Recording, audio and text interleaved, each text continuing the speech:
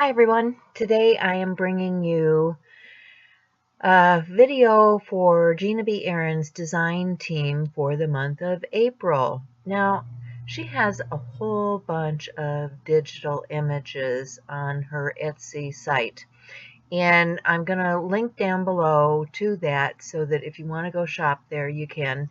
She has very reasonable prices, and she's offering you a 15% discount if you use my code PIG15.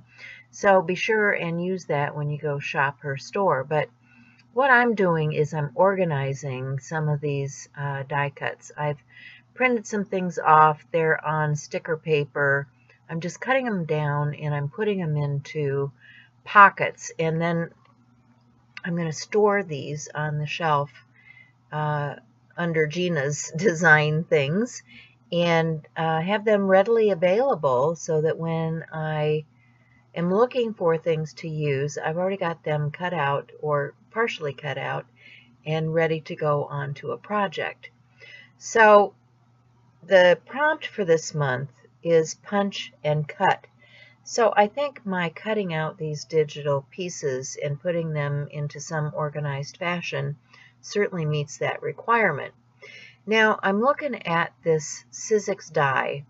It has these labels, what do you call them? Shipping labels. And I'm looking at a printout that I did of Gina's tag, and the tag is a little bit smaller. It's a smaller size tag. It would probably fit the second one down, but I decided I wanted to die cut the big one. So what did I do? I went over and printed it off at 120%, because you can size digital images to make them what you want. So I printed it out at 120% and die cut it, and lo and behold, it fit just fine. So because I'd printed some of the smaller ones, I had some shipping tags already, and they were just the manila cardstock ones. And because I printed this out on regular text weight paper, I decided I was just going to glue those down onto those shipping tags, and have some of those tags ready to go in case I want to make some tags quickly. So I'm just going to use my extreme glue stick, glue that down onto my shipping tag, and then put that into my box so that it's ready to roll with the things that I'm cutting and punching for the month of April.